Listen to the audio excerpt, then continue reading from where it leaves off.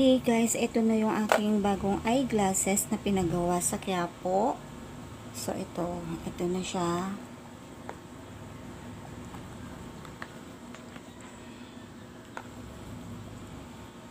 Ayan. So yung design niya is aviator, pero may pagka-square siya. So para siyang yung mga vintage. So para siya yung old aviator style. Ayan. Tapos yung kulay niya is rose gold.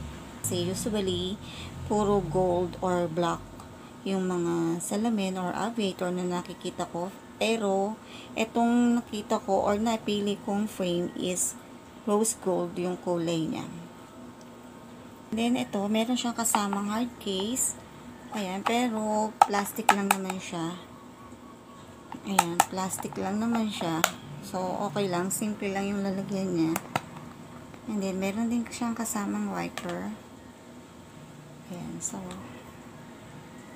importante na ito yung gagamitin natin na panlinis ng lens ng ating salamin para hindi talaga siya magasgas. Okay, so guys, photochromic ang lenses na to. So, it means, nagta-transition siya from clear to dark. Yung UV rays na tatama dito sa ating lens. So, kaya siya magta-transition into dark. Ayan. Kasi, diba, yung transition or yung photochromic lens is talagang para maprotektahan yung ating eyes from sunlight, from radiation, yan, from UV rays. So, ito, good quality naman itong frame na napili ko kasi nga metal siya. And then, yung kanyang arm, ayan, so hindi naman siya basta-basta agad na mababali. Dahil nga metal siya at meron siyang screw dyan. Okay, and then ito, nose pad. So, yung pinagawa ko is progressive. So, sabi ni doktora, kapag progressive yung eyeglasses na pinagawa mo, so kailangan or mas okay daw kung nose pad or ganito yung pinaka nasa ilong natin. Ano ba tawag doon? Pinaka bridge, I guess. Parang ganun yata. Ang progressive is 3 categories, diba? Yung sa una is for distance, far distance. Sa gitna naman is intermediate or computer sight, or dito naman sa ibaba is for reading or near sight. Ayan, so progressive kasi yung aking pinagawa dahil magkaiba yung grado ng mata ko sa malayo at sa reading. Okay, so this time, Ma'am Shi, try natin kung gaano kabilis mag-transition itong ating eyeglasses.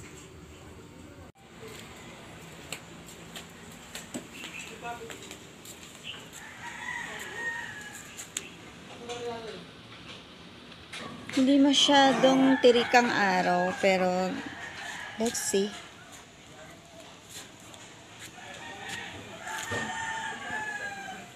So, ayan guys. So, mabilis naman siya mag-transition, pero hindi naman siya ganun ka-dark.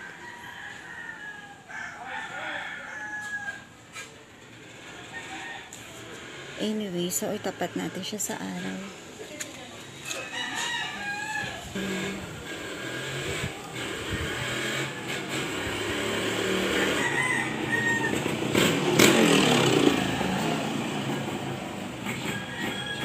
Okay, so ayan, as you can see, ayan, nagda-dark naman yung ating eyeglasses. So, hindi lang siya ganun talaga ka-dark. Hindi tulad dun ng sample kasi machine yung ginamit para makita yung pagka-transition niya. So, ito kasi, direct sunlight tayo. At hindi masyadong tirik ang araw. So, I guess, ganun talaga siya. Unless na lang talaga na magbabad ka sa araw at tumapat ka talaga sa init o sa araw para mag super dark siya. Okay, so tara, pasok na tayo sa loob.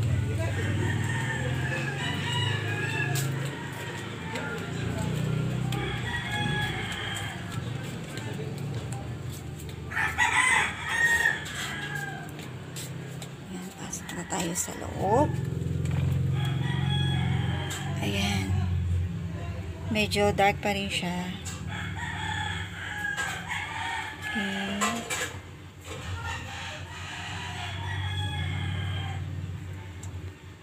Ayan. So, unti-unti naman siyang naglalay.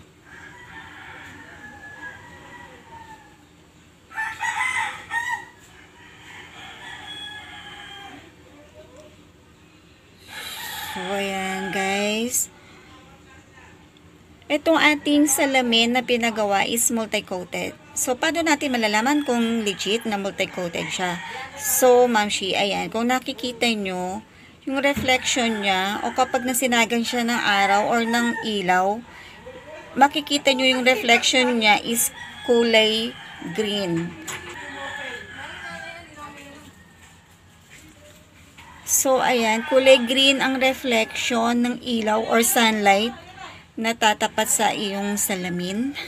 Kapag ito ay multi-coated, ay kulay green or blue. Pero ito kasi, more on green lang talaga siya.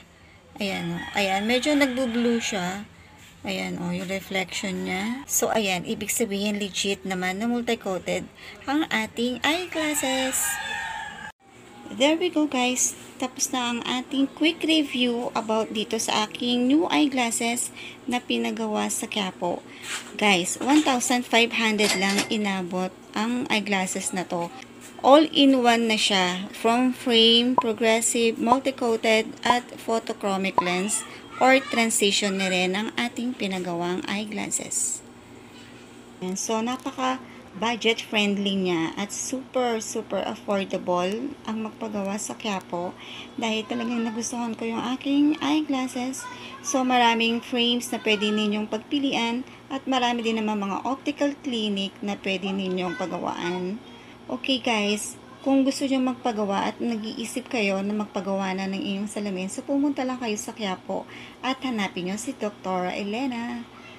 Ayan, so sa kanya kasi ako nagpagawa at napaka-friendly at accommodating ni Doktora at talaga nagpapa-discount siya ng malaki. So guys, lagay ko na lang sa description box ng kanyang phone number para anytime pwede nyo siyang kontakin. Thank you for watching! Bye!